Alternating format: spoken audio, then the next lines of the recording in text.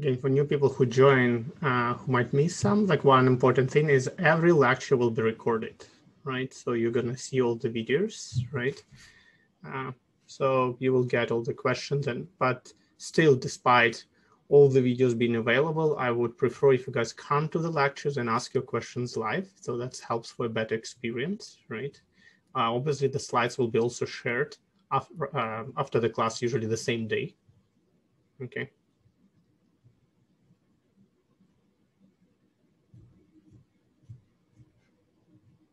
And I think you already met with your TA today in the tutorial. So you know Bojan, so he would be covering the tutorial session. Okay, we have around 17 people. I think we have around 26 people registered. So I'll wait a few more minutes if someone is late.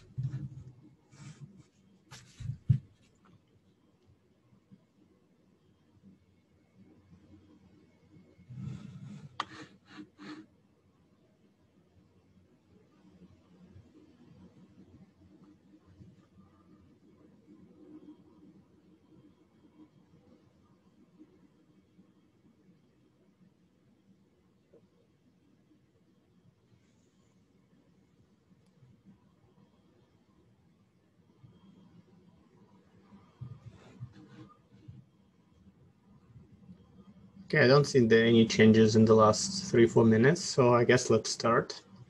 I'll start slowly, and if someone is late, they don't want to miss too much. So first of all, welcome everyone in D70. This is Compiler Optimization class.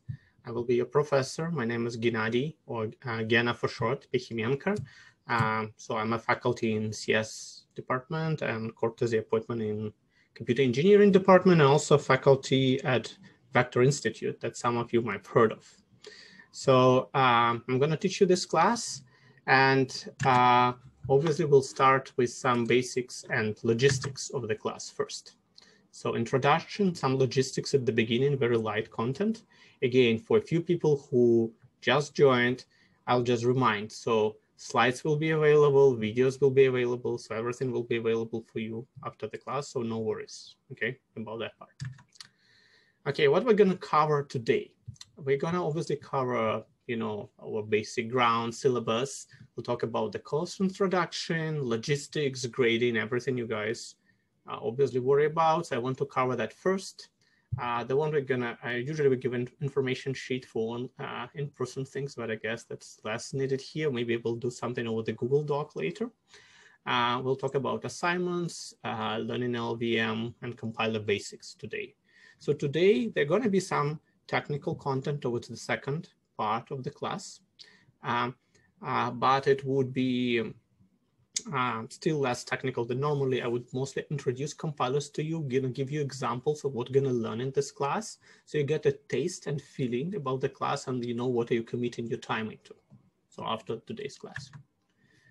Okay, so before we go into details of the class, who are we? So who are the people who are going to teach you? So this is me. So I'm your professor instructor. This is my website. Those are my offices, one in downtown, one in Scarborough, which are both very irrelevant right now with all the COVID situation. So I got PhD from Carnegie Mellon University in State. I work in several companies, so using compilers in all of them. So you're gonna hear a lot of real life examples from me and why compilers are useful that are not made up, but actually from my personal experience. So I work at Microsoft Research, I work at NVIDIA, I work at IBM. I am an active researcher with a large research group, so the areas of interest for me are, not surprising, compilers, computer architecture, systems, and applied machine learning. So I'm going to connect some of these topics with what we learn on compilers. So as I said, I'm a faculty in CS department, computer engineering department, and also at Vector Institute, and I run my own research group called EcoSystem, that stands for Efficient Computing Systems. And this is UTA Bojan, who is a senior PhD student in my group. He's very experienced in teaching this class. I think he's taking it for the 4th time. So he has a good expertise on what needs to be done and can answer a lot of your questions on Piazza. I will also answer Piazza when I can. So Piazza is the right place to ask a lot of questions. Also very capable and helpful in tutorials. So his research is also in computer architecture, compilers, and GPUs. Okay, so I'll talk about logistics right now, but since it's an online class, I will also cover on how the lectures will run. So we meet once a week, right, the same time. We will usually wait for at least 7, 6, 8 minutes for most people to join. So we won't start immediately at 1, closer to 1, but at 1:10 we will definitely start.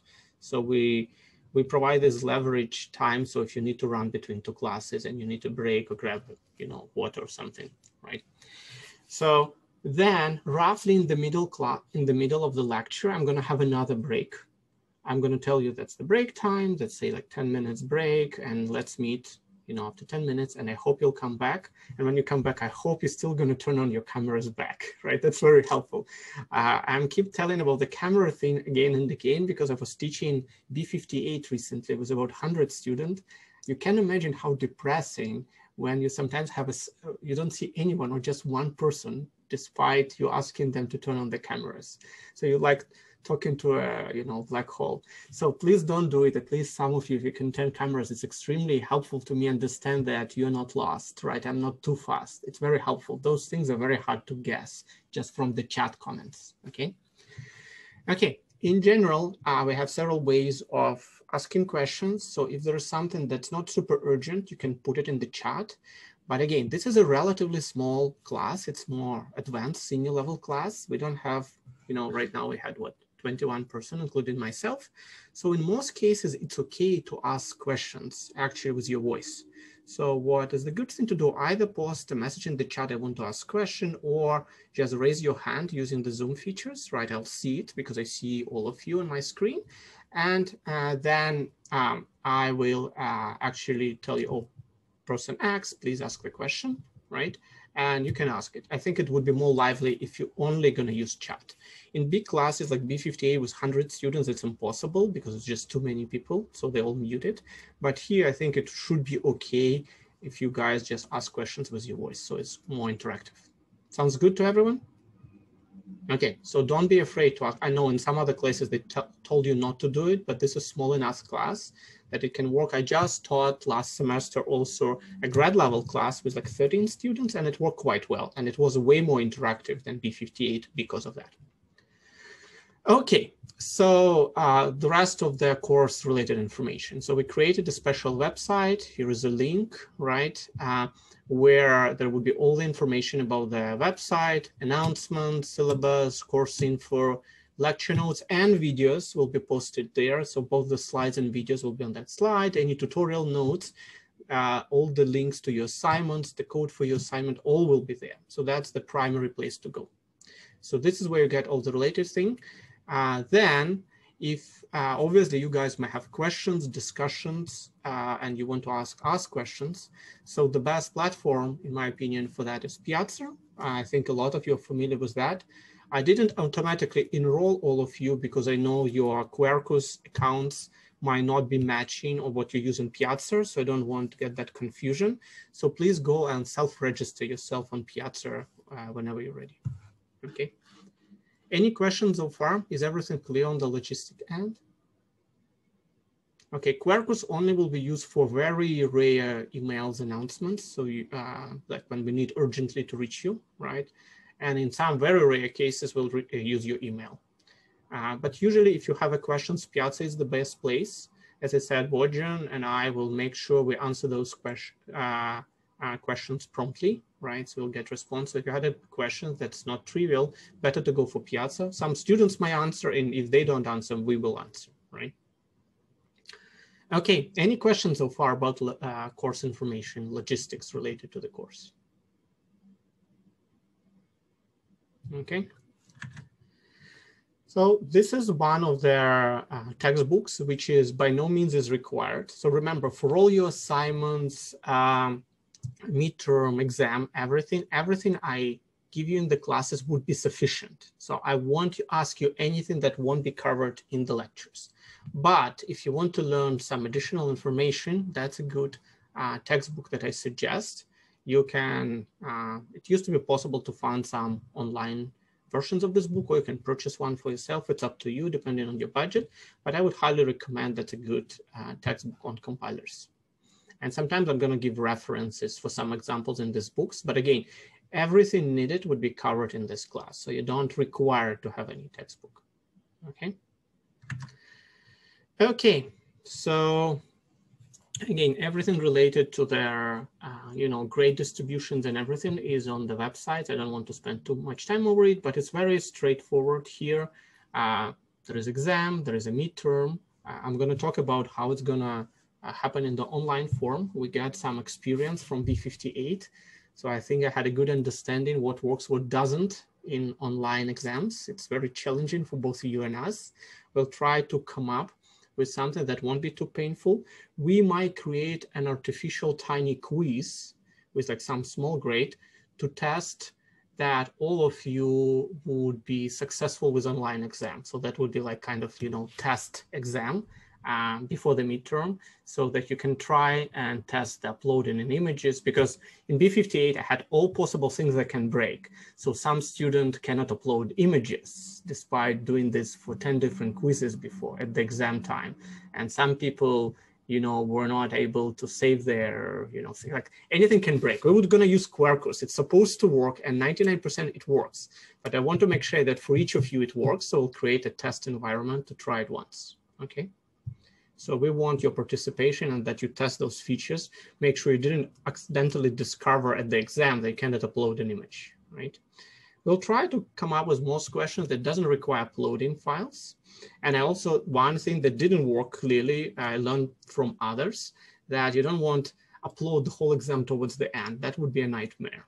So instead, what we do, we just have some questions that might need entering text information in the text field, or an image if you want, right? But you don't need to enter it at the end. You can enter as you answer. And you can enter any way you want. You can just write on your screen. You can make a picture with your phone. Any way you can capture the information would work, right? Will work with any of them. But it's much more convenient if you upload the files. We don't want to get tons of emails after the exam saying, I was trying to submit this file, it didn't work, because it's a nightmare to handle it, as you can imagine. Okay. Any questions? Okay, I think we covered the logistics. Let's start going into a little bit more interesting stuff. So the first question I have to you, why we care about computing so much. So compilers is definitely related to computing, as computer architecture is, and some other areas. So the questions for you, why you guys, do you agree with me that computing is important, and if so, why is that? So anyone wants to answer? It's an open question. There's no like one fixed answer. So be brave, try to answer. It helps us solve complex problems. Yes, definitely. That's definitely part of it. Yeah. Any other ideas? It's definitely part of it. Right? So it can enable us to do what we as a humans otherwise won't be able to do, right? So computers are better at certain tasks that we are not so good at, right? Okay, so I'll challenge you with another questions related to computing.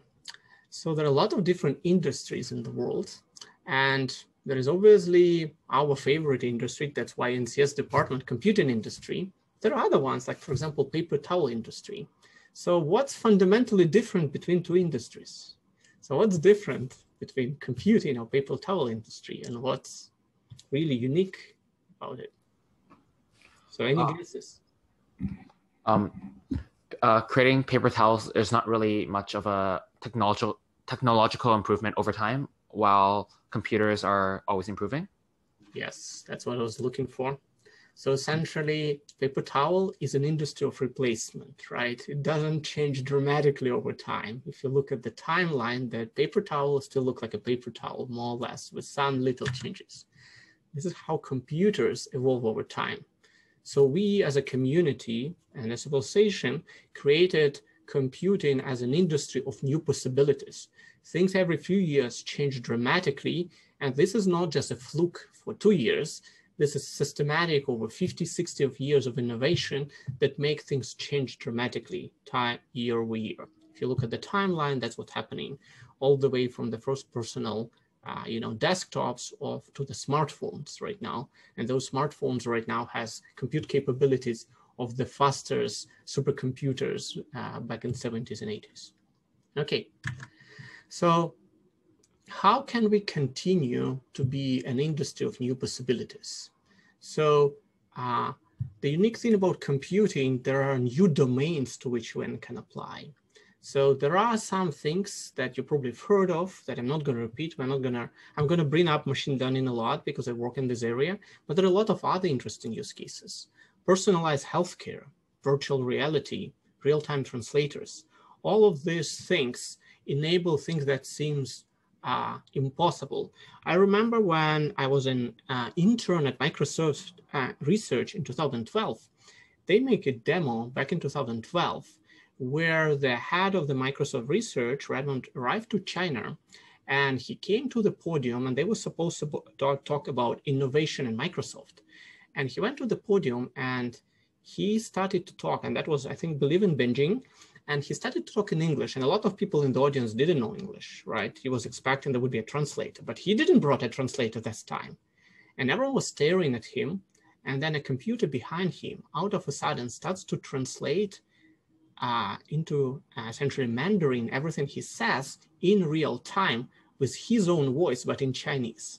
And the video captured the people's reaction back in 2012. Remember, 8 years ago, or 9 years ago, roughly, people were crying. So some people thought that's like a miracle. Like, for a lot of people, it felt like it's an invisible task, real-time translation with the person voice. And I asked some of my Chinese friends back then, and they said the translation was like 80, 90% accurate. So everything he was saying was translated good enough so that people can really understand it. So back then, this task and demonstration take a little supercomputer at the back that could handle the task, but it showed that that's possible. It's a feasible task now. Now we can do it with our phones, right? But back then that seemed to be as an impossible task. So it's nice to take on those challenges, and we should take on those challenges if we want computing to be this industry of innovation. So what was driving computing for so long?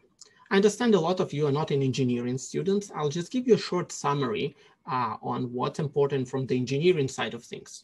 There was a thing called Moore's law, and that actually not a law, formally speaking, right? For you who have heard about this, probably know that's not a formal law, but that's an observation made by Gordon Moore, one of the major creators of Intel, is that computing capabilities seem to be scaling at an exponential rate. And remember, in technology, something that can scale exponentially for 40, 50 years, it's like a miracle, right? So what he found is that about every 2 years, we can roughly double the number of transistors we can put in the same area. And having more transistors allows us to build higher performance general purpose processors. And for a long time, we were only focusing on general purpose processors like CPUs. And they're still important. We'll talk about, while now, other areas are important, as you know, acceleration. I guess if you follow the stock, you already couldn't miss the fact that companies like NVIDIA and AMD are doing really well, right? That's not about general purpose, it's about, you know, specialized computing. But nevertheless, for 50 years, that was driving things. And that makes transistors cheap and available in masses. It increased performance almost 1.8x every 2 years, and it lowered the cost of computing proportionally almost 2x down. So having this exponential law that's alive for 40 to 50 years, it was a miracle on its own. That's why it gets the name of Moore's law. But unfortunately, every miracle comes to an end. So that's happened with the Moore's law. So where is the catch about the Moore's law? So I'll just show you a general trend. So we go down as far as 1970 on this graph. And what this graph showing you is how the number of transistors increase over time. Notice this is years at the bottom, and this is exponential rate of transistors on the y-axis. So the linear curve of the Moore's law here represent actually the exponential curve. I think this is clear to everyone, right? So that's what the Moore's law was doing, right? So for a long time, we were able to keep up the transistor count, and it's still to this day, we can still, with some restrictions, we can keep the number of transistors going up. But what's happened eventually is this. You see, as we were doing this, the power was keep going up. We started with CPUs that only consume 0.5 watt of power. I remember when I was a child in mid-90s, when I was getting my first personal computer back in Russia. So my mom asked me a question, said like, oh, you want to buy a computer? Does it is going to consume a lot of power? And back in 90s, my answer was, oh, mom, come on. It's like that. It's less than a regular lamp on your table. That was the consumption, because my desktop back then was easily consuming like 20, 30 watts, right? So that it was not lying to my mom. This day, if you know, my wife would ask the same question, and how much power my desktop consume? Well, you know, the powerful CPU and a nice GPU in it, it probably consume 450 watts easily already. So that's the reality of the power consumption. So even though we still can scale the number, we cannot scale the power as nicely. And eventually we plateaued because the power started to limit us, both in terms of the total power consumptions and all the other issues that comes with power dissipation, the heat dissipation, right? How we can deal with all these problems. So, and that's fundamental to engineering. I'm not going to talk, this is not computer architecture class. I won't explain you why power is so limiting, but I just take it for granted that that's one of the things. If you want to go deeper into why power is an issue, we need to think about how transistors are built, maybe recall from your B58 class on how the transistors are actually designed and why the power consumption can be an issue. Okay, so let's look back at the evolution of the processes. And I'm just showing you one transition period. There were multiple of those transition periods. In some sense, computing evolution is similar to human evolution. It's just shrinked, right? But things change. So, and it's very interesting how industry is always behind on what researchers are proposing. So for example, here, the single core era, we start with 740 kilohertz chip. And then we were making those chips bigger, bigger, and bigger. And they were denser as well, right? And I remember when I was finishing my undergrads, Intel has a very nice timeline from 2004 until 2010, how they're gonna nicely scale us into, you won't believe right now, into 7, 8, and 10 gigahertz chip. It was a real timeline that Intel was not really committing, but using as a net on where they're pushing the industry. And then things changed. So what really happened? Well, I had some friends back then in Intel, and they were telling us that the engineers for a while were telling the managers, we have problems. Power goes up. We cannot dissipate the heat well enough. So if that's going to continue, the chip will eventually melt. And then the managers were like, oh my God, those lazy engineers, like they just didn't want to, you know, put some extra effort. We just need to push them more, they will deliver. So that's what they did. Engineers were complaining, managers were pushing, right? Well, they built that first prototype of the 7 gigahertz chip that even with, you know, minus 70 degrees and everything was still melting. So since then, everything changed forever. So Intel had to admit that there are fundamental laws of physics. So no matter how much money you throw at the problem and how much you push your people, things won't happen. And the new era arrived, multi-core era. So all the predictions and trajectories that Intel have were thrown in the garbage bin. And Intel started selling you multi-core chips. And out of a sudden, they said parallelism is the key. We need to have multi-core. Why this happened? Is because Intel, and still to this day, was mostly selling silicon, right? They're not a software company, they're mostly hardware company. They try to reposition themselves now and go into other areas. They were mostly silicon company. So if you want to sell more silicon, as a customer, they want to sell you more chips, but they cannot put these transistors into a single chip anymore because it would melt, right? If you run it at high frequency. So they try to sell you more chips instead, and selling it's as good as before. The problem is that that's not as easy because the parallelism you need to make those chips busy is not easy to extract from your code. So out of a sudden, you need to change the curriculums of all the students in the world in CS and computer engineering departments because they now need to learn about parallelism. Otherwise, all this extra silicon will be wasted. So this is the challenge we face, and then we run into multi-core era. And as you can read right now, even multi-core era will come to an end eventually. So we right now going more into hardware acceleration era, where we build and design chips for specific tasks. Probably a lot of you've heard about chips designed for video encoding, for machine learning. So this is why this happens, because we have to specialize to be efficient. So what are the solutions moving forward? So as I said, it's hardware acceleration. That's pretty much accepted by everyone. There are maybe another genius coming sometime and propose something different, but right now there were even meetings in the White House where they call all the top computer architects and asked how they see the future of computing. And they pretty much uniformly said, we cannot live without hardware acceleration.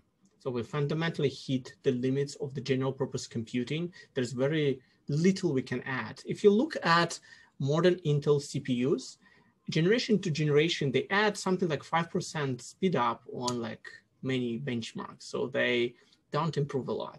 While say GPUs easily add 2-3x in a year between different generations, right? So there are definitely opportunities. So GPUs, FPGAs, TPUs, tensor processing using chips specifically built for machine learning. This is some of the future that I anticipate to be true for at least the next 5 years. And why is this all important? Well, it is important because that out of a sudden make compilers super relevant again. When I was doing my undergrad, the compiler area, and I was interested in compilers because I was also interested in hardware, it was in stagnation. So a lot of schools didn't hire faculty in compilers for many years because they thought it's there, nothing is needed. Intel and AMD will do all the compilers needed and no one has to be involved because it's all about CPUs. But then now, everyone is building your own chip. Apple is building their own chip, Amazon, all the companies, Google, like every single major software companies build their own silicon. So someone needs to write and map their programs that you write into that silicon. So the landscape of computing is getting very complicated. It's multi-core CPUs, it's GPUs, it's FPGAs, it's a custom logic like ASICs. There are low-power CPUs that are powering your phones, right, like ARM chips.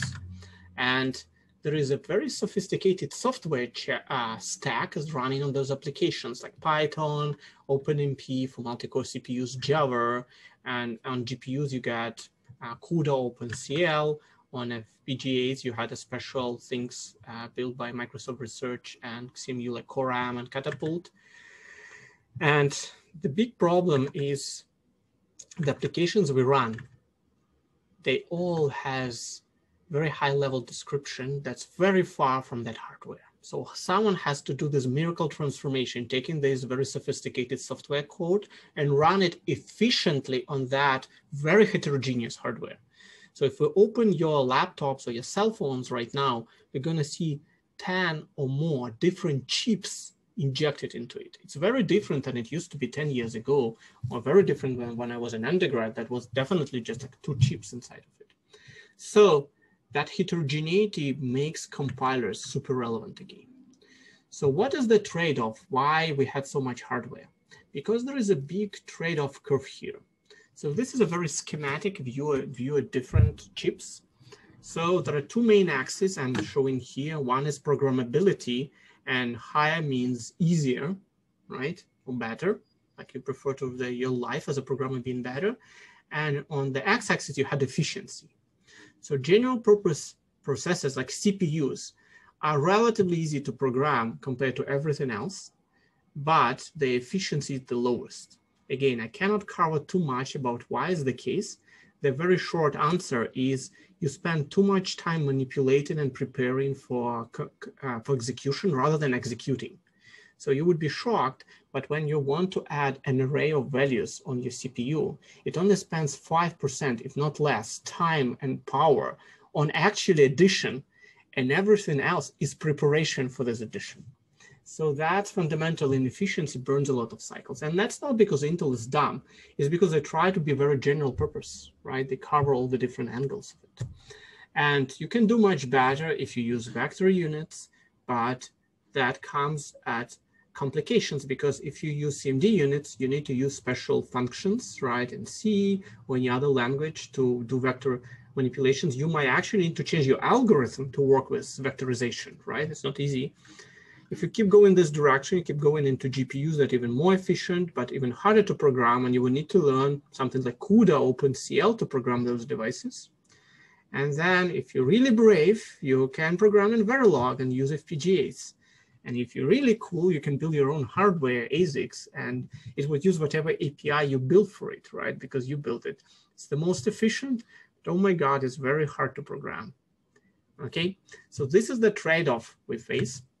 And to help with a lot of this, we need compilers. Compilers is saving us. So this is why out of a sudden, about, I would say 6 years ago, maybe 5-6 years ago, the compiler starts very popular again. That's reflected. The first thing I noticed is the number of requests on my own LinkedIn profile because of my compiler background.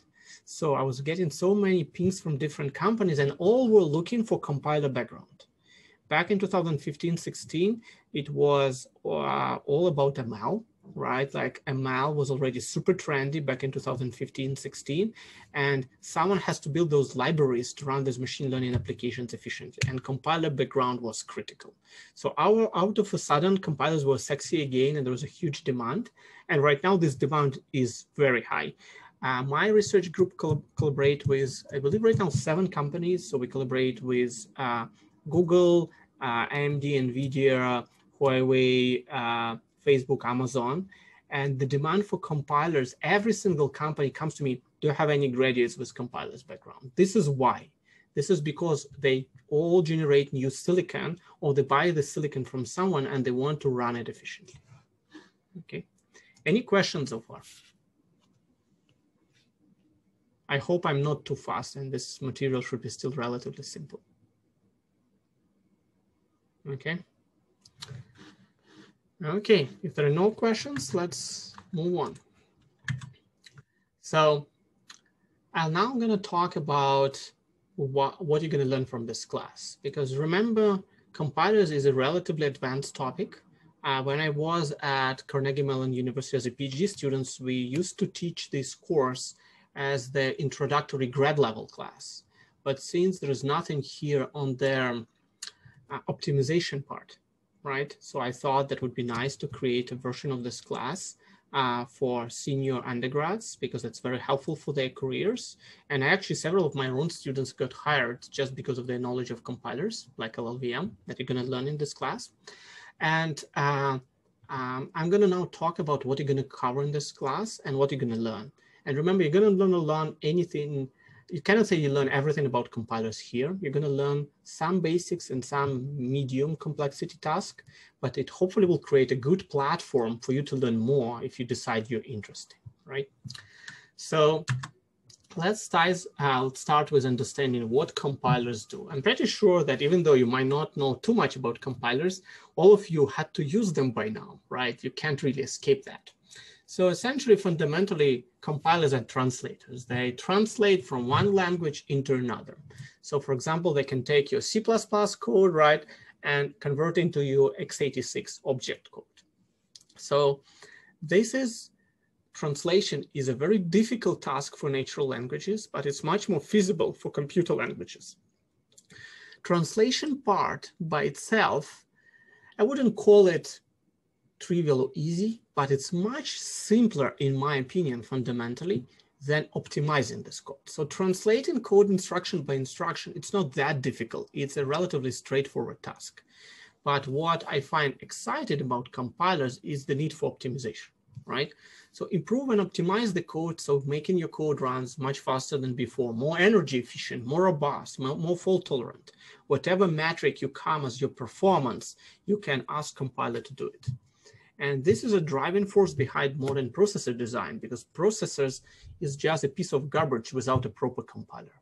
There were several really cool hardware projects, even within Intel, that died because they didn't have adequate compiler support. For example, Intel Itanium processor, that was a very different architecture that Intel actually sell to the customers. It's called VLAW architecture. It died out because they were not able to solve some challenges that was this more interesting. It was much more exciting hardware than x86, but people were not able to solve some challenges with compiler. It gradually died out within 10 years. Okay, so let's answer the question how the compiler can improve performance. Well, in order to improve performance, we first need to understand what performance really means. So the very simple equation here is your execution time is just equals to the number of operations you have multiplied by the number of cycles you need to perform each of these operations on your machine. So that means one way to save is I can reduce the number of operations. I can remove some redundant arithmetic operations. I can remove some unneeded memory accesses. So this is one way to potentially save on memory, right? Save on execution time, sorry. Then another way to help is with the second parameter. So replace expensive operation with simpler ones. So you can take and replace 4-cycle multiplication with a 1-cycle shift, for example, right? So if you know that multiplication is by power of 2, hopefully a lot of you will realize you can just replace it with a shift, right? Then other things are try and reduce the machine cycles, minimizing cache misses. So I hope most of you are familiar with the concept of cache right by now. So if someone doesn't know what the cache is, please post the message in the chat. It was supposed to be at least covered in your B58, at least a little bit. So without even knowing too much about the caches, this is an intermediate layer between the memory. Memory is really fundamental. It's part of the von Neumann architecture. Cache is an optimization. The machine can technically operate without cache, although it's going to be an extremely slow machine these days. So all machines right now typically have caches. And if you find something in the small cache, your latency for memory access can be in the order of 4 cycles or maybe 10 cycles. But if you go to memory, it becomes hundreds. So every time you miss into the cache when you had a memory access, your machine cycles per operations go from 4 or 5 to hundreds. And that clearly increases the execution times a lot. This is why memory is so important for modern designs, because the cost is so huge. And another way to save the execution time is perform work in parallel. So instruction scheduling within a thread, parallel execution across multiple threads. So it's another way to reduce not the number of operations, but the cycles per operation, because you do more of them in parallel. So what are you going to get out of this course? You're going to do a basic knowledge of existing compiler optimizations. And I really stress basic. Like I'm going to try to show you at every lecture where you can go and learn more, right? But it's just infeasible to cover everything. It's a very advanced topic in general. But after this class, I think you're going to have a very good background on learning on your own. So you should be able to learn more afterwards. You're going to get a very good understanding where to search for, what is the landscape, what needs to be done. Where you're going to be doing really interesting and not, I would say, even not really basic thing, you're going to get a hands-on experience in constructing real optimizations within a fully functional research compiler. So we are not going to be playing with a toy compiler as in most classes. We're going to use a real compiler used in industry called LLVM, which is a de facto standard used in companies like Apple, Amazon, Google. All of them use LLVM in their day-to-day work. So it's simple enough so you can learn it and do some small assignments with it. But whatever you learn is going to be helpful potentially in your future career. So you're not going to learn it just a toy tool to forget in this class. So when you feel like sometimes learning something in LLVM takes time, remember, you're not something you learn just for this class. This is with a very high probability something you're going to use in your future career. And another, so here you're going to gain some very good hands-on experience. In terms of theoretical stuff, you're going to use some basic principle and theory of development of new optimizations. So here that's going to be really basic. So what you're going to show you here, it's going to be mostly 80s, 90s, maybe early 2000s. So it's not going to be state of the art as of now, because that's very complicated, to be honest. But I'm going to gradually show you how people evolve. So the first topics we're going to cover are going to be from 70s, then we go into 80s era, and you're going to see how the complexity grows over time, right? And you're going to see from the papers, I'm going to reference how things evolve, right? So you're going to learn this early era and the middle era of compiler. And if you wanted to go into more advanced things, then you need to go into research, right? Which is beyond the scope of this course, but hopefully will encourage you to learn more and try to learn more. I had a quick question. Go ahead. Yeah, for LLVM, does that help you create what architecture does that help you create compilers for? So the good thing, very good question, Tishan, thank you. So LLVM is actually a very universal compiler. So it means it actually can take input from many different languages and can map it in many different hardwares. In this course, we're mostly going to focus on x86. But LLVM would work on ARM chips, on other things, like everything you can think about on pretty much any backend. Not on GPU probably, but even there are projects, research projects to do it for GPU. So in this project, we're going to focus mostly on C++ mapping into x86. But the beauty of LLVM, as you're going to see, the intermediate thing completely independent from programming language and hardware. So optimizations you're going to do are going to be software programming language agnostic. You're going to use an intermediate representation in LLVM to make optimizations, some pseudo language. And the code gen is also independent from you do. So everything you're going to write would work for many other hardwares. But for evaluation, we're going to mostly use C++ as a front end, language as an input, and then we're going to use x86 as the backend. Another question? Yeah, hi, Prof. Can I ask a question about the previous slide? Previous, yeah, sure. Yeah, I'm a little confused about the machine cycles here. What's the machine cycles? Yeah, so that's something you're typically supposed to be covered in B58, but essentially each instruction in your CPU, let's focus on CPU for now, takes certain number of processor cycles. So when someone sells you a CPU, it tells it it has a frequency of operation, say 4 gigahertz, for example. They actually, when they tell you, they actually lie to you. The real frequency is not 4 gigahertz, it's actually lower. But for simplicity, let's assume they're not lying. So what it really means that the minimal cycle where you can change the operation of your flip-flop, that's what you're supposed to learn in, in your B58, it cannot be lower than 1 over 4 gigahertz. So that's roughly 1/4 of a billionth of a second, right? So the frequency of your chip is that defines the speed of a cycle, how long a single cycle takes. And then everything else is taking certain number of the cycles because everything is aligned in the processors, right? It doesn't allow for an operation to take 3/4 of a cycle or 2.75 of a cycle. So everything is aligned to the cycle granularity in processing. Thank you. Does it answer your question? Yeah, if some of that is not familiar with you, you might need to refresh your B58 a little bit because it's based on that course. So this is the basic stuff that was covered there. Any other questions here from anyone? So since we're talking about CPU cycles, I'm thinking maybe a question is like, what's the difference between CPU cycles and CPU clock? Are these the same thing? Yeah, so essentially the clock is the frequency at which you can make a single cycle. So they're very related. They had a very simple formula, one inverse over the other. Okay, sure. And another question is like, we're talking about LVM right here, right? But Yeah. like for most of the people, when they first learn like say C language, they use GCC. Yes. And that's another compiler for C language. Yeah. So I'm thinking like, what's a kind of like a difference between like the GNU project compilers and LVM, and how does LVM get to choose in our course? Yeah, also by Apple too.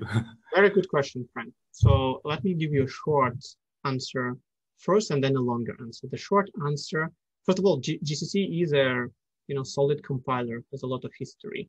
But there are two different ways you can teach compilers. So essentially GCC is built the way so that barely anyone can really add anything to it. So it has a long history of designing in a way that is extremely unfriendly, and it's impossible to teach anything with GCC. So if you ever try to add a pass to GCC to optimize something, you would understand. So something that take you in LLVM a few hours might take a week with GCC. So GCC is a very powerful compiler. A lot of companies has their own compilers, but they all originally built a long time ago. The special thing about LLVM, it was not built by a company like Intel or consortiums of companies. It was built by a graduate student originally, Chris Latner, that was a PhD student at UIUC back then. And then it built it in such nice and elegant way. So then the companies because companies care about programmability. It's the burning cycles of their, engineers. So then Apple, when he graduated, he went to Apple and then to Google, and everyone adopted LLVM everywhere since then, right? So what it means that GCC and some other compilers might beat LLVM in performance on certain tasks sometimes, but the elegance and the ease of use for LLVM makes it much wider use than many other compilers today. Okay. So there's nothing bad about GCC other than it's impossible to use for educational purpose completely. So I cannot even teach one transformation in the whole course if I would use GCC. It's an enormous amount of code you need to write. Yeah. In LLVM, you can write some simple passes in like less than an hour. So will like GNU project be replaced completely by LLVM in the future? The problem is it's not that easy because a lot of dependency. So I work in two compilers, one with Intel. Like beyond GCC, there are compilers proprietary. GCC is open source, but there is like ICC from Intel and there is XLC from IBM. Those proprietary compilers, when I work with them, they had some files created before I was born. So like in the 70s, right? So there is a huge dependency on what's in this source code base that they cannot just get rid of. And they just never, ever can get rid of, probably for the foreseeable futures. So you cannot, until you work closely, you wouldn't understand how many dependencies there are. When I was at IBM, they had a piece of code written in a language called COBOL. I don't know, many of you probably never heard about COBOL. So that was used to compute your salary, right, and distribute the salary. It's quite an important piece of code as you can think about it.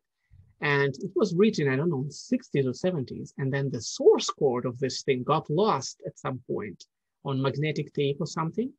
And right now, every time you need to make any change to that piece of code, they edit the binary.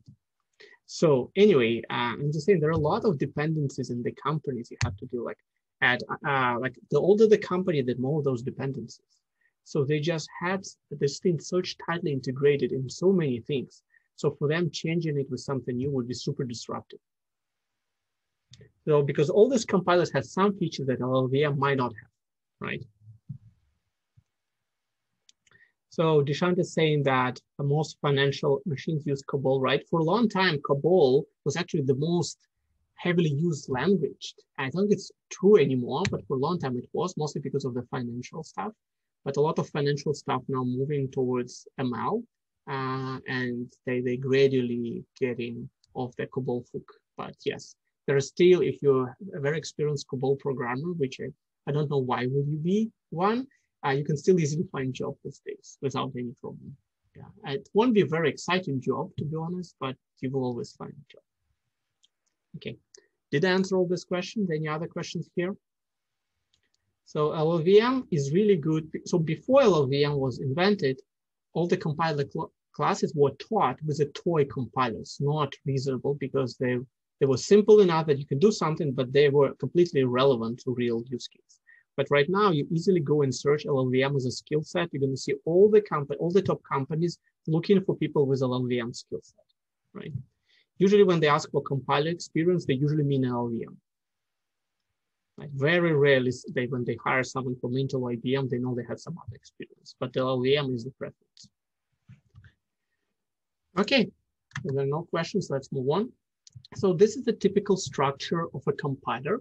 So here it starts to be a little bit more technical. So as you can see here, there is a source code as an input that's given into compiler. It can be C, C++, Fortran, Java, even Verilog. And there is a front end. So there is a courses on compiler that fully focus on the front end. And when I was selecting what to teach my courses on at UTSC, some of the people asked me, why are you not teaching front end in your compiler class? It's so important. The reason why I decided that, my response to that's interesting, but it's a solved problem. So if the students come to any real companies, the front end, they're not going to write a new front end. They're already front ends written for any language you can imagine, or even you can create a new language, just give a regular grammar as an input of that programming language, and give you a front end. Front end is a parser. That's something that reads all the code and figure out the grammar and expressions. It used to be an interesting problem back in the 60s, 70s, and maybe 80s. But since then, all the interesting problems there were more or less solved. So I intentionally make a choice that I don't teach you the front end. If you want to learn, there are other classes in downtown that cover the front end. Personally found them quite boring because there's nothing unsolved there, right? While optimizer is an open-end thing, right? There's nobody can say they know how to do optimization perfectly. So in this course, you're mostly going to work in this middle part, which is an optimizer that works not, now you're not going to see C, C++ directly, but you're going to see an intermediate representation of LLVM, and you're going to do all optimization on this IR. And this intermediate representation looks very much like x86 assembly, just simple, like more like MIPS assembly, right? So again, if you took B58 and you've seen the MIPS code, that's going to look very like it. Then when the optimizer is over, that IR is not a real hardware, right? So that's not a real assembly. So you still need to use a backend code generation register locator and move it to a real hardware. x86, ARM, Spark, MIPS. But you see the beauty is this optimizer is very universal, right? So it can essentially can get something from different language and map it to different hardwares, right? So that's the beauty of it. You don't write optimizer for different pair of language and hardware. That's what used to be the case in 80s. People were writing a compiler for C that maps something to MIPS, and that compiler can only do that. And if they want to do another pair, that optimizer was wasteful, like it was wasted, right? Okay, I have a questions here. I'm also taking 488, which starts to cover the optimization this year, but the focus is still on the front end parsing. Yeah, who is teaching? Is it Fan teaching 488? Or I don't remember who's teaching there 488. Yes. So yeah, so it's evolution. So it used to be 488 has almost no optimization in it, but the new generation of people are coming. So obviously, Professor Long, who worked with LLVM on optimization, cannot completely avoid optimization in his class. So he's going to teach front end, but some part of optimization as well. So I think for our, you're going to get some overlap probably between what I'm doing and what Fan is doing. But this course is going to be fully on optimization, while with Fan, you're going to learn a lot about front end. So again, if your research area is actually programming languages and compilers and something you want to do, then I would say then, yes, you have to know all the pieces, right? But if you are actually not going to do research in that part, then maybe you can live without knowing how the front end works, right? So I think I didn't write any code for the front end for the last 15 years or so, right? So the last time I did it was for my undergrad compiler class. And since then I work on several compilers for Intel, for IBM, for NVIDIA, for Microsoft. And I never actually wrote a line of code to change in the front end because I was always dealing with optimizer, right? Because front end was done by someone else. Any questions? Okay. So essentially, this is kind of a start into the interesting stuff. And since we are at the boundary of an hour, I will take a short break here. So I'll see you all back at 2:10, right? Please take a short break and please come back soon. Thank you.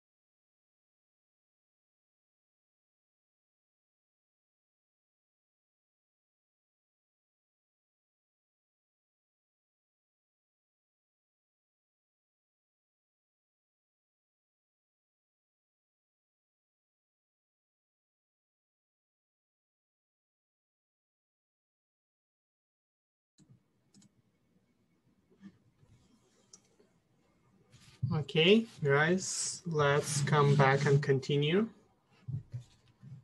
And for everyone who has their cameras enabled before, and for people who didn't but can do it now, please do so. Okay. So let's go a little bit deeper into some technical stuff related to about the compilers. So what are the ingredients in the compiler optimizations? So the first thing, an interesting thing about compiler, even though the topic of compilers usually people think belongs to the systems area, it actually had a big theoretical part of it in it. So we usually don't just randomly write some code as you might do for other problems.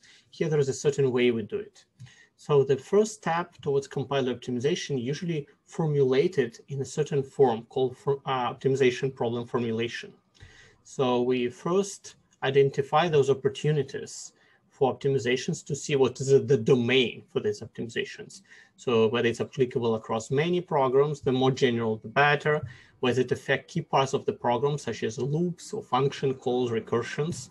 Whether it's amenable to efficient enough algorithms, or it only had some very, complicated exponential versions.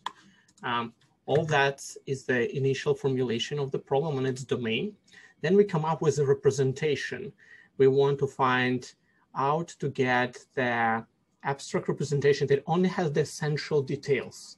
Because the beauty in compilers, and you're going to see in this course, that a lot of different problems might have a very similar formulation or nearly similar formulation that can be done with one framework. I'm going to show with you one framework for data flow problems that can solve like dozens and dozens of different problems, right? So that's the beauty of it. You try to remove unnecessary details and focus on the essence of the problem. So how does that look in practice? It means that we always start with a real code, a program written that has some static statements. We can look at dynamic execution, and some transformation you will see we're going to look at dynamic profiling of the code, but that's still the really real program running. The abstractions moves us from a real program into a mathematical model. That model represents either statically or dynamically the code we are running using graphs, matrices, integer programs, relationships, any other mathematical models we like. Then we usually in this mathematical form, we find some good solution to these problems. And then the solutions we found in mathematical model comes into a newly generated or regenerated code. So this is pretty much a general flow of any transformation we do in the compiler. This is why usually to succeed in the compilers, you need to be good with coding and good in theoretical side as well, because you're going to deal with graph matrices and different abstract representations. So those are the pieces, right? After a formulation and representations, we do analysis. We detect whether the transformation is desirable, so it's profitable, because it might not always be profitable. I'll show you some optimization that profitable sometimes, but not in other cases, and whether it's safe, right? You're going to see a lot of things manipulating pointers might be not safe in some cases and safe in other cases. That's analysis part. And then you do code transformation to actually reflect the change that the solution suggests. And then you do experimental evaluation and check whether whatever you did is actually helps. And then you repeat the process. That's how you do optimization. In fact, compilers right now typically have hundreds of optimizations done. And sometimes it's changing over time. So since that's where we started it, we need to talk about representation first. And I'll start with the very, very basic stuff, and we gradually become more and more complicated here. So first of all, instructions. This is the corner piece of any code, right? How the instructions are written. Remember, we're not going to talk about front end here. We're talking about intermediate representation. So this is how the instructions are represented into a typical compiler, in most compilers. They're represented in this, three address mode, where A is the results and B is an operand and C is another operand, and this is the operation you do. And, left-hand side is the name of a variable such as X, AT, where that stands for address of AT plus contents of T, right? The typical array access. And the runtime size is a value that you get based on doing these two operands and this operation on them. So those are typical operations. It can be A equals B plus C, some unary operation, assignment, go to, if statement, call, return. So this is the generally how we represent the instruction. So that's a very simplification of a typical assembly, essentially. It's a very nice and abstract representation. So how would it work with the real code? So now for the rest of the time we have today, I'm going to guide you from an example of the code, a very simple code, which actually is doing a bubble sort, right? Written in a language that's not really C, more like a Fortran-like language. And I'm going to show you how non-trivial things can be with the compiler after you just generate the original code from the front end. So just some clarification. So for people who don't remember, so this stands for array access, right? We would assume that it's a 32-bit system. So the arrays are integers that 4-byte aligned on a byte addressable machine. So elements of an array numbered from 1 to n. So that's different from C, right? That's what Fortran numbering conventions are. And essentially AJ is a location of address A plus 4 multiplied by J minus 1, okay? Okay, that's the math behind that access. So this is important for you to understand before we start to synthesize the code. So this is how many lines of code? 1, 2, 3, 4, 5, 6, 7, right? What are you gonna get from the compiler if you're gonna just take this code example? This is what you're gonna get, right? And it looks quite a lot. So you might think, oh my God, why there is so much code generated? But that's essentially what the compiler does in the front end. It doesn't look at the whole code. What it does, it transforms the code line by line, right? So it does, the proper dereferencing from every element. For example, these 3 lines of code is just to get you AJ. This is to get you AJ plus 1. Those if statements represent the loops. This is like your temporal variables. And you see how much code we get, right? Just for this thing, like over 20 lines of code. So this is just for this little piece of code. So front end is not dumb, right? It's a template-like code. It has no knowledge of any optimizations. So its goal is to take instruction and convert it into equivalent safe representation that's definitely correct. Anything you want to do with it, it's up to you in the optimizer, okay? So that's where we started. That's a so-called translated code. And for example, static compilers, dynamic compilers, all the same. They all start with this, with a template representation. So what is the next step with how we manipulate with this code? So the first important thing, the concept that people come up is the concept of a control flow that is based on basic block.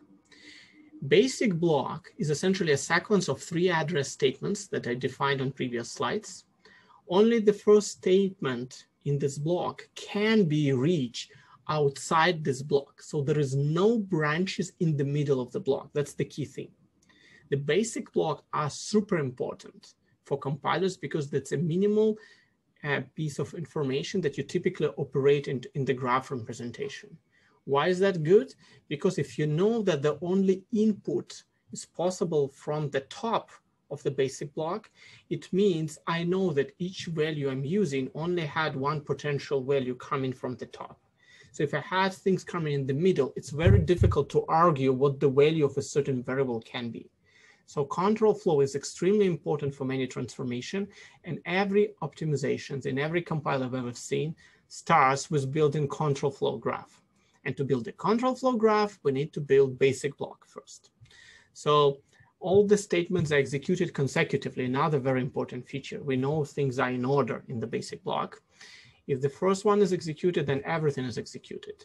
No branches out or halting of the expectation. So essentially, in some sense, basic block is like a transaction, right? If you started it, everything executes. You cannot jump in the middle of it. You cannot exit from the middle of it, right? So if you enter the block, you execute all instructions in it. So we require the basic block to be maximal, so they cannot be made artificially small basic blocks without the need. So optimizations on the basic block got a certain name called local optimizations, and a lot of things we're going to do first will be local optimizations, right? Because they're simpler, as you can imagine. And that's important, and everything that is not within a basic block tend to be called global optimizations. Okay, so using the concept of a basic blocks, they become nodes. In the new graph, we call flow graphs or control flow graphs.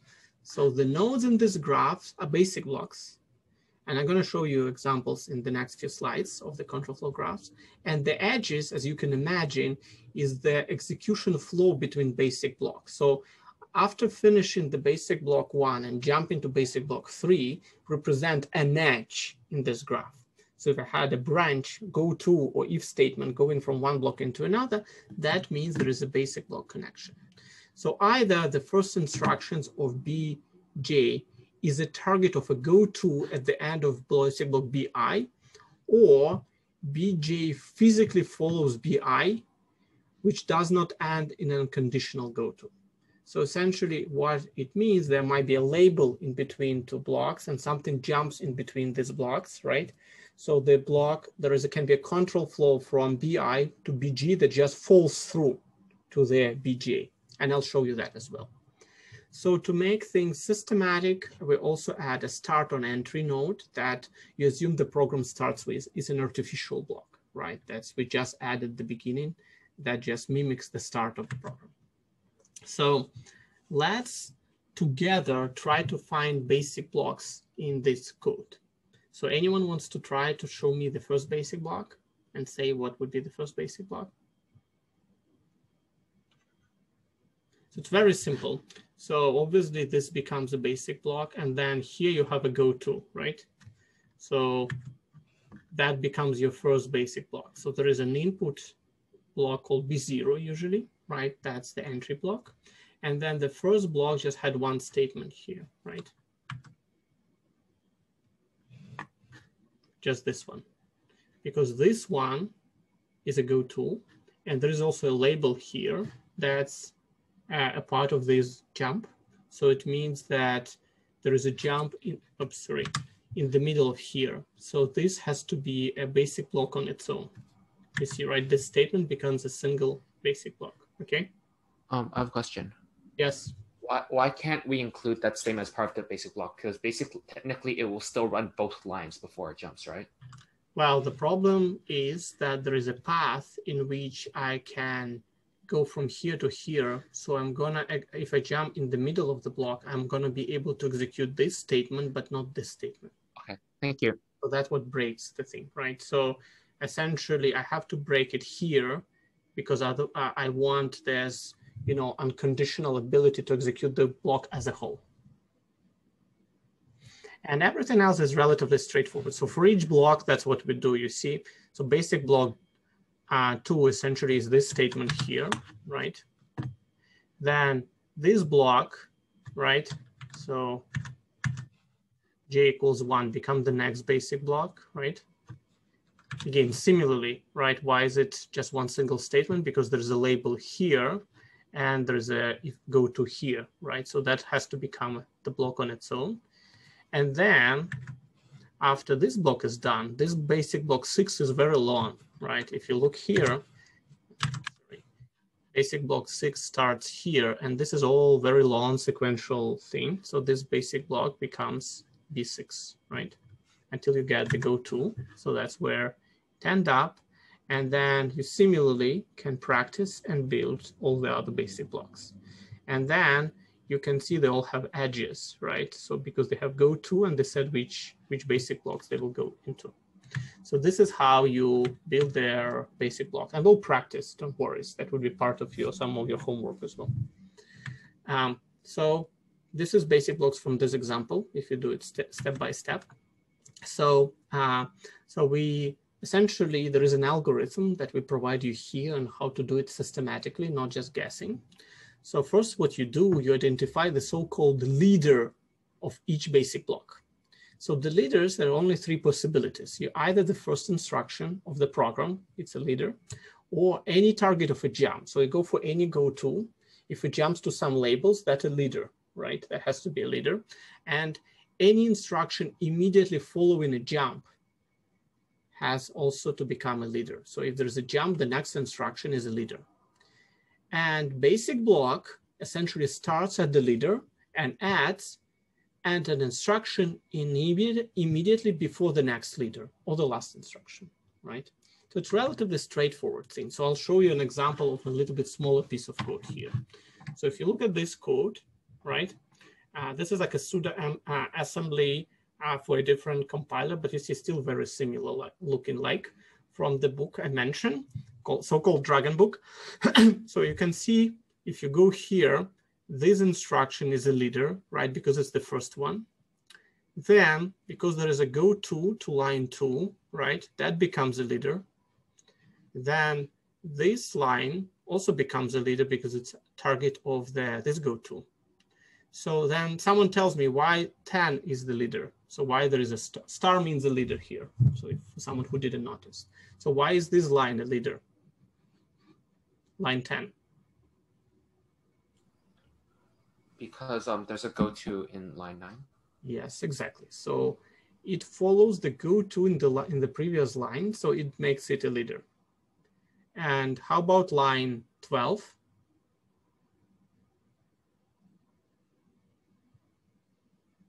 Because there's a go-to in the previous line.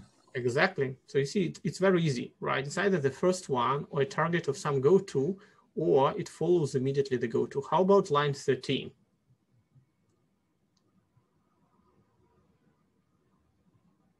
Why is it leader? Because line 17 has a go to 13. That's exactly, thank you. So you got how we got the leaders. And after that, it's relatively straightforward. You go into the graph and then you just write, this is my leader.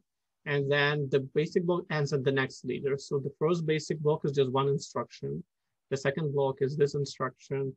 This is the next block. This is the next block. You see, it's very straightforward, right? It's a plain text. So you just slice the code into these basic blocks. That almost it. And after that, you add edges. Edges are very straightforward as well. So if you have a go-to to a certain label, you know to which blocks you jump. So it gives you an edge, right? And if there is a fall through, so it means if I slice this block, but there is no unconditional go-to at the end of this block, so it means it might just go from here to here, right? So there is always an edges here, unless there is an unconditional go-to, right? Then there is no fall through edge. But otherwise, all these nodes has edges. So you see, it's relatively easy to build, right? The control flow, you're gonna see why it's useful very soon. But this is the algorithm and example of how to build it. So after the end of the class, you can practice on your own, but I thought you got a sense, right, how to build it. Okay, so now let's look at the couple of different of optimizations so that can be done with this code. So I'll show you the control flow. It will be useful for us, but it doesn't optimize anything on its own. It just represents the code in a different form, right? It doesn't really make the code any faster. So there are different ways that we can optimize things. We can optimize algorithm, which is typically beyond this class, right? If you can optimize algorithm, you should do it. It doesn't really affect compiler much.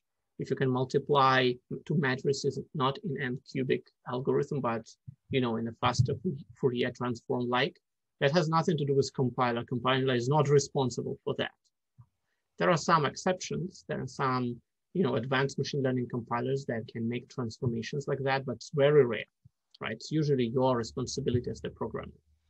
Then there are algebraic optimizations, things like A equals B plus 0 equals A just means A equals B. So the question for you, why the hell I would ever have B plus 0? Why I would get a dumb code like that? Is it programmer that's stupid to get this code? Why would I get something like that in the real code? I don't think you would write a code B plus 0 yourself, right? But why would I see a lot of this code actually in the compiler after their front-end generation? Any ideas? Any guesses from anyone? Macros. Yeah, Rupert, that's a very good guess. Macros is a common case. So in general, everything that programmer is not explicitly written might be propagated, resolved as a definition somewhere. It can be propagated into a value, and that value might happen to be a 0. And frontend has no clue how to optimize algebraic expressions.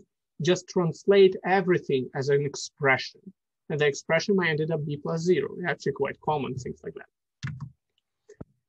There are local optimizations. So remember something that can be done within a basic block. This is where control flow is useful because we know the boundaries at which local optimizations are applicable, right? So that's why we need them. Then there would be global optimization, things that works across multiple basic blocks within a flow graph. And that would be more sophisticated, means something we're going to learn in this course as well, some example of those. And then there are things that even harder than that called interprocedural analysis. This is within a program between different procedures. Each of them had their own flow graph. So local optimizations, those are the ones that do both analysis and transformation within a basic block. It means everything they do is independent from the other basic block. No control information is considered or needed. There are multiple examples of local optimizations. I'm going to show you some today. For example, common sub-expression elimination. So if same expression evaluated more than once in the basic block, we'll replace them in a single calculation. So how is that possible? Well, imagine how someone has array A of j called once and then array A of j called twice within the same basic block, right? That's not a trivial expression. That's going to lead to 3 lines of code in LLVM-IR or more. Obviously, if you do it once, you don't want to do it again. You want to store that in some temporary variable and reuse, right? That's an example of common sub-expression elimination. And that optimization is easy when you do it locally. Globally, it's much harder. Then another example is constant folding, right? So imagine that not just we get b plus 0, we actually get something like 3 plus 7, right? That's a constant folding. If it turns out that both parts of the same operator ended up being a constant, I don't want to compute 3 plus 7 as a constant every single time. I will replace it with 10, right? And probably copy propagate this 10 as well. Another example is dead code elimination. This is if it turns out there is some code that's unreachable, then we can just delete it. So let's practice on this long piece of code and do some local optimizations together. So I'll point you, to help you a little bit, I'll point you to a piece of code. By the way, I didn't tell you about conventions. This T stands for temporary register. That doesn't relate to any physical register. It's T, so it's temporary, right? Eventually, register location gonna map those virtual registers, temporary register, to something real. But for now, you can treat them as like local variables available to you in the intermediate representation. Okay, in these blue blocks, what can you see can be done to optimize it?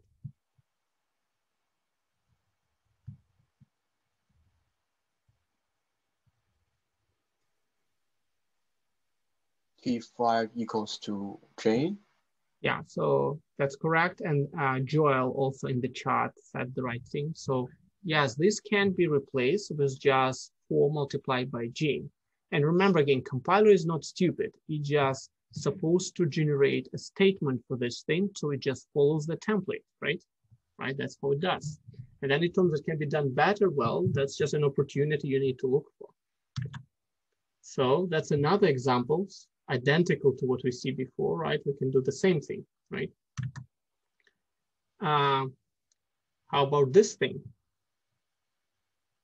Is there any opportunity here?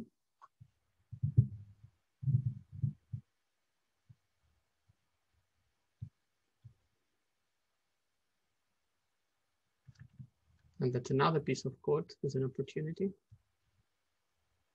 So you see all that resembles all this block, the opportunity is local. All this is a sequential piece of code within the same basic block. And what you can do, I'll just show you the answer. For example, there was T14 here. So this thing here, there's T14 is here. Yeah, after A equals T12. yeah, what you can find is that you can just do this assignment. So you actually don't, you can replace this whole accesses with a single lines, right?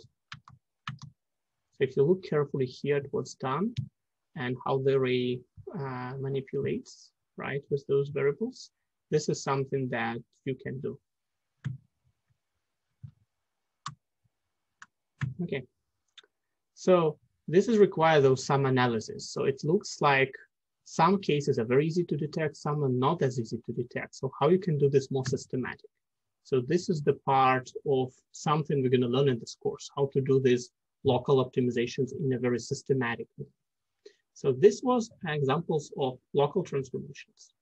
The thing about interprocedural or global optimizations is that they are somewhat equivalent in nature, but more complicated in terms of implementation.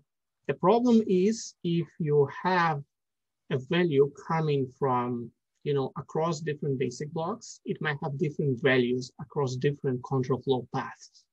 So you might have X, that means 10 here, and Y plus 3 there, right, in different branch. So you have to deal with this somehow, and that's what it's complicated. So things like common sub-expression elimination, constant propagation, dead code elimination, all are much, you know, harder if you're doing them globally. So this is why you do local versions first, and then for global, you need to prove certain things. For example, if you can prove that X is 10, no matter which path you take into this basic block, then you can replace X by 10, right? But for that, you need a proof. In the basic blocks, it's easy because there's only value of X. So if X defined, I'll answer out that question in a second. But essentially, if you see X equals 10 at the beginning of the block, there's no need to prove. The proof is there, the first statement, right? But if X is just coming into the block and you don't know its value, then it is. So to answer Ao's question, I think a lot of you don't know what the alias analysis is, but just for Ao, so essentially alias analysis is usually global optimization. In fact, in many cases, it can be interprocedural analysis, but it depends on the context. It's either global within one control flow, or in many cases, it can be actually interprocedural as well. Hope this answers your question. Because it depends on other basic blocks. Okay, so there are loop optimizations. So as you know, loops is where we spend most of the time of the execution. So we try to do everything possible to reduce the execution of each iteration. So we try to, if there is something we can move out of the code, right? And you did it probably manually. If you see there is something that is constant within a loop, you want to move it out of the loop so it saves the execution time, right? A lot. So this is called loop invariant motion. There is a lot of other optimizations you can do. You can do loop code motion, induction variable elimination. All these things you're going to learn in this course, and you're actually going to implement some of them. There are other code structures, control structure that might be helpful. We're also going to learn beyond just the control flow. So let's go back to this piece of code that we slightly optimize and it's a bit shorter, and look for some opportunities here. And let's look at this block, for example. So what can we do with it? So what we can detect is that there is a similar values computing in multiple different places. So for example, you can see this j-1 here, j-1 here, 4 multiplied by this value, 4 multiplied by this value. So if you can prove those things are actually identical here and j didn't change anyway on the path from here to here, then what you can do, you can just replace this thing with the variable, because what we compute T8 for and T9 for is to use as an address here, right? And that is just something that we want to assign later on. So if you keep going, you're going to see this AT9 is the same thing that we have here, is AJ, and this is AJ, right? It's semantically the same thing. So if we can detect this long expression here, it's the same thing here, and nothing really changed in between, right? between going from here to here, then we can replace this whole thing with the variable we already have, right? So as you can see here, all these 3 lines that we collected for 89, because essentially the goal was to store this in here, right? We would just replace with the variable T7, and this will be replaced with the variable T3, right? So essentially, these 2 things here replaces these 3 lines of code and these 3 lines of code that just compute as AJ and AJ plus 1, right? And then the only thing I do is this assignment, and the addresses used here are also the same as here, T2 and T6. If you look here, the addresses were some special variables, T9, right?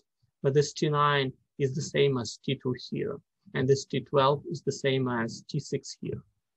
So it's ended up being just 2 lines because addresses are not needed anymore, and what you're storing is also not needed anymore because you already have it. So we remove a lot of code. If you look carefully, we just get rid of these 3 lines because that was memory access that already happened before and things didn't change in this array since then. If we can prove it, that's a very helpful optimization. And the address is also not needed. So pretty much whatever there were 7 lines here, the place was just 2 lines. Okay. So you can, again, at home, you'll get the slides. You can do it carefully. Here, I'm just showing how that happened, right? It's relatively straightforward. So this is what you ended up having, right? Much smaller piece of code. And even, and that after so-called global common sub-expression elimination. So we first did arithmetic simplifications, then we do local common sub-expression elimination. We do something very similar multiple times, and then we did global. Right now, I didn't prove you anything. I just told you it's safe to do it. In general, we would have to prove that what I did is a safe transformation. In this case, you can easily see it is, but in general case, you would have to prove, and that's sometimes not an easy thing to do. Okay, any questions here? Hope it's not too fast. Again, you can play with it on your own at home, trying to understand what's happened, but I think it's not too complicated of an example to even see it here. May I ask a question? Sure.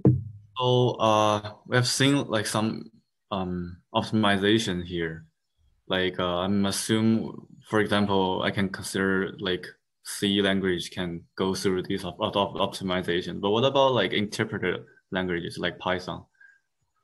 Yeah. So interpreter languages are slow for a reason, right?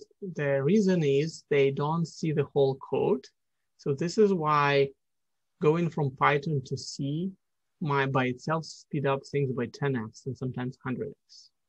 So so if you run at the sequential code that is not a loop, then the overhead is smaller. Then you're looking at the loop, the overhead can be enormous, right? Oh, I see. So for interpreter languages, some optimization is not even possible, right? It's the same as a front end. It just sees one instruction, interprets it, right, and runs it. It doesn't really do it one by one. That's the difference between interpretation and compilation. Interpretation is simpler and very easy to do, but it's much slower. So for anything performance is needed, interpretation is not acceptable. This is why, but interpretation is easy for the people to use, and those languages has more features.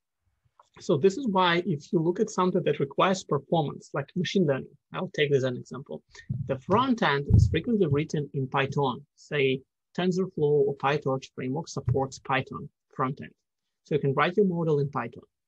But nobody's saying it's going to really run Python. So at the end of the day, what you run on a GPU when you train a machine learning model is the code not written in Python. There is an internal compiler that takes this Python, converts it into tensors, and then map these tensors onto their using C++ library onto the GPU with CUDA, right? So at the end of the day, you're still gonna, at some point, convert the Python into a graph, because that's a machine learning model, like a graph, and that graph is gonna map onto C++ code. So there are multiple layers that how people optimize things. So for anything that where you care about performance, that shouldn't be written just on Python and interpreted without a compilation step. There should be some compilation somewhere if you need performance. If you write a tiny little piece of code and you don't care about performance, then you don't need that. You just use Python. So when you write it, a parser of some file for whatever homework you need, where the performance, whether it's 0.10 minus 10 seconds versus 10 minus 3 seconds, it doesn't matter, right? But if you run, like a training of machine learning models that would take a week in the optimized form, then you won't use Python, right? All the way. Makes sense. Thank you very much. Yeah, this is the compromise that people have to go. So one is easier to code, another one performance critical. Okay. Any other questions from anyone on this piece of code? Yeah, so I had a question about, so what does the proof actually look like that formal verification? Very good question. So what the proof is going to look like is that we're going to come up with some representation that tells us the information about what this value is at this point of the program. So we're going to have a representation says, oh, the value T2 is equals to J minus 1 at this point always, no matter what is the control flow. And I would have a value to prove you, like in the next few lectures, actually, we're going to have a representation of the data flow graph where we can make these proofs in the convergent, like in special algorithm. And when we converge, we can, for every line of code, I can tell you what it can be equal in terms of values in this program.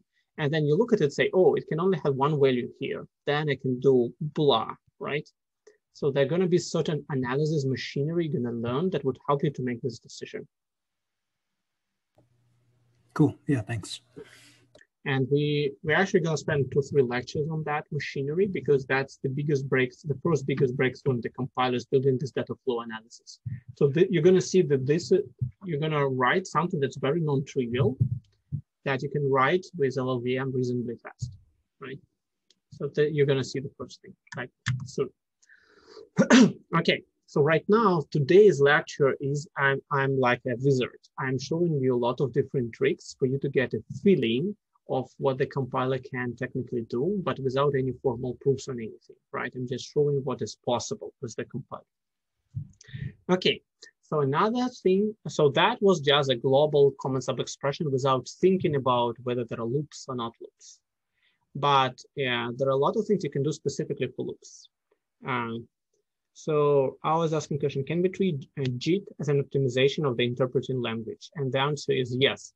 I specifically didn't bring this up because to make it not complicated to others, but if you use Java, so this is essentially, it has a compiler inside of it because it's just-in-time library. So yes, you can run interpreter first, but if you run a for loop in Java, it eventually going to detect that this thing running frequently, and it's going to switch from interpreter to the compiler, right? It's smart enough to do it. And it's going to take this loop and compile it into something much faster. So this is what just-in-time compilers do. And they might have multiple different layers. They had a nice trade-offs.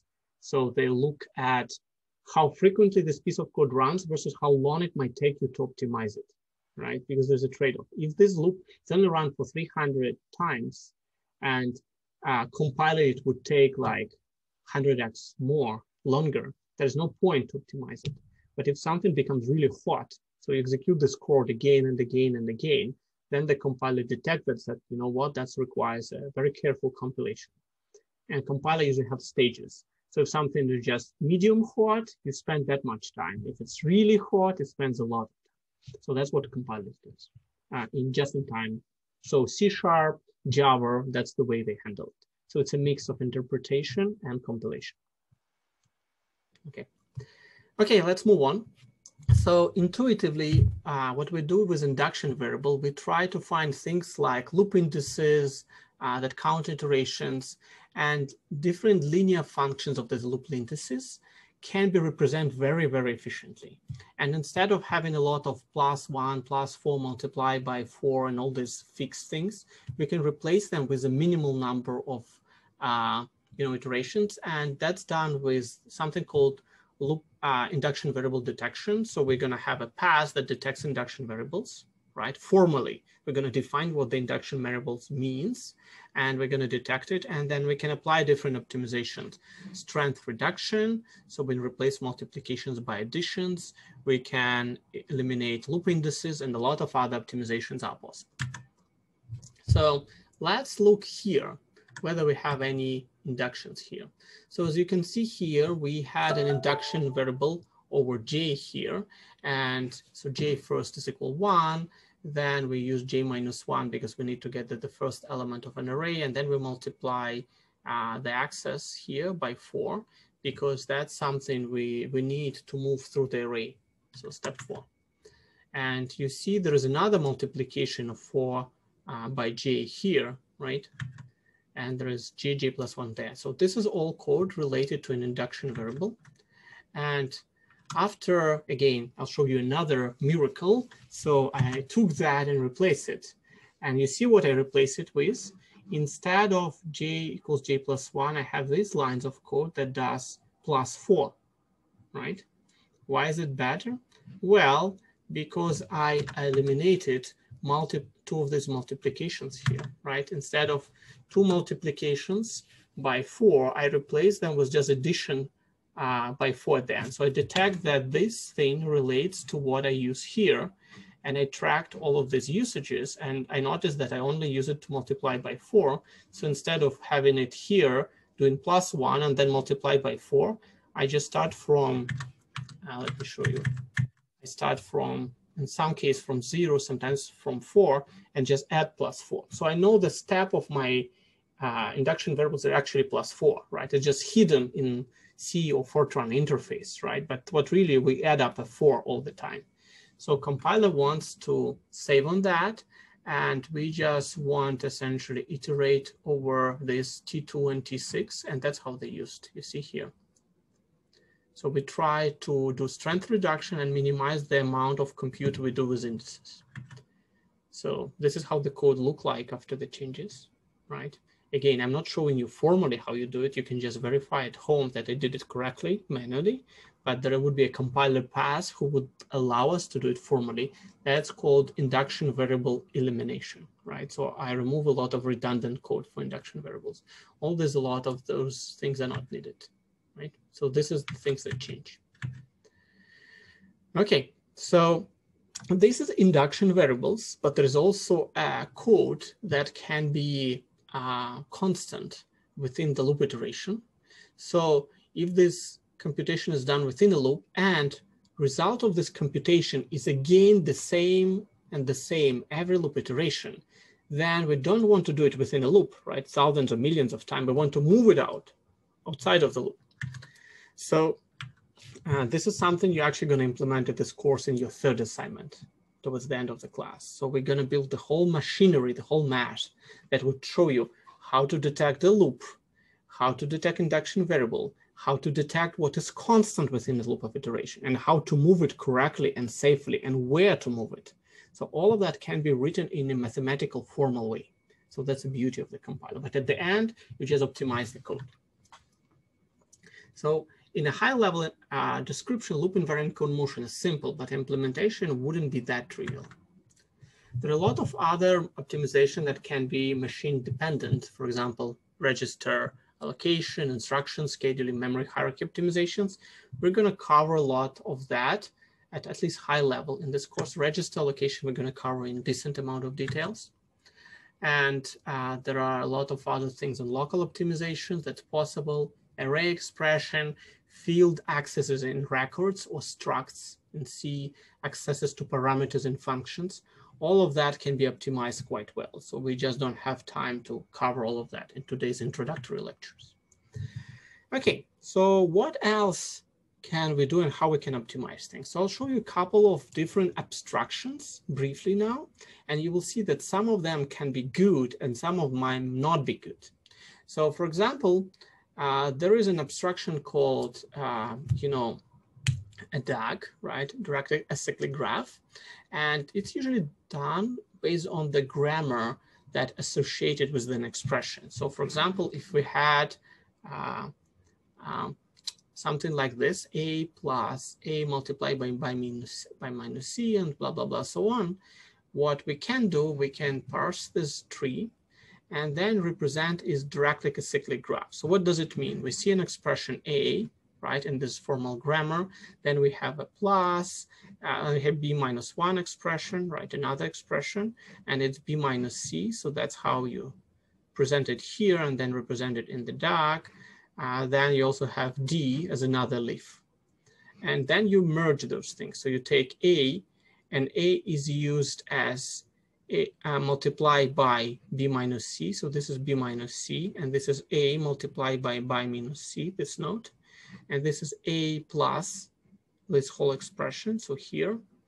And then here you have B minus C again, this 4, multiplied by D, so that's another leaf. And then it added up all together in this plus, right? So this one potential representation of an expression that people actually proposed back in the 70s. It turns out that it's not necessarily a good representation. It might work in some cases, but not in other. So for example, in this case, that's the code is going to generate. It's going to generate temporal variable for B minus C, then that's going to generate this thing, then this thing. And in this case, it's a decently optimized code, right? It's not perfect, but it's not bad, right? You see what this thing allows us to do. I only do B minus C once, right? I store it in T1 and it's reused, right? So I don't, this is a common sub-expression elimination using this abstraction, using a DAG abstraction. What I want to highlight was this example. You can come up with many different abstractions and some of them can be good and some can be bad.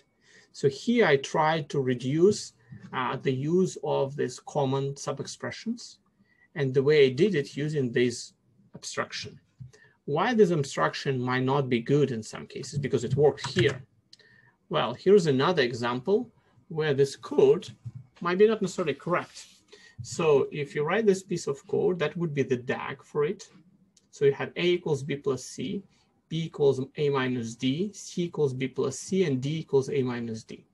So what's going to happen is going to see B plus C and another A minus D, and it's going to represent them as two nodes, right? Like as nodes here. The problem is that direct acyclic graph has no notion of change of the value. So the problem is B plus C looks like the same expression here and here, but it's changed its value in between, right?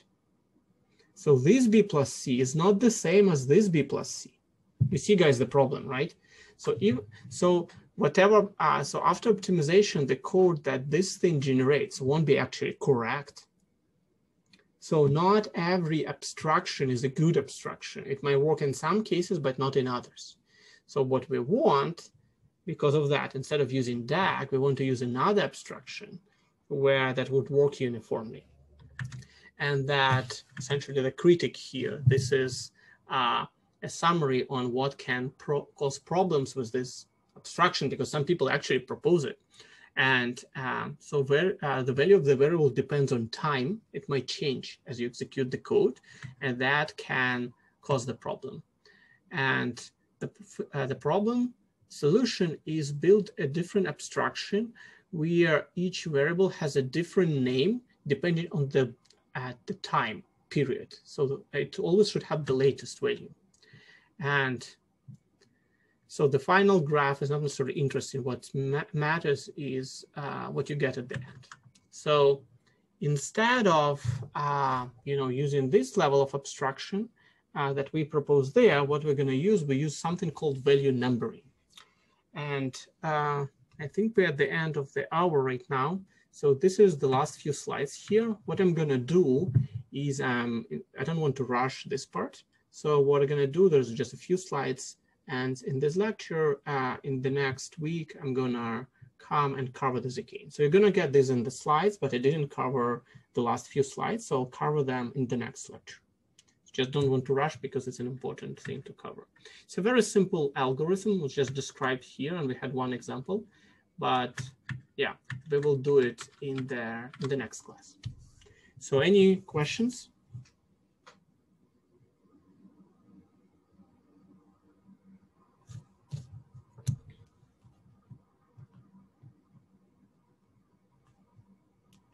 Okay, if there are no questions, then thanks everyone. I hope to see you next week, and we will start again with slides 54 and then continue into the second lecture. Okay, sounds good. Thanks everyone for attending the class. See you. Bye. See you. Bye. See you. See you.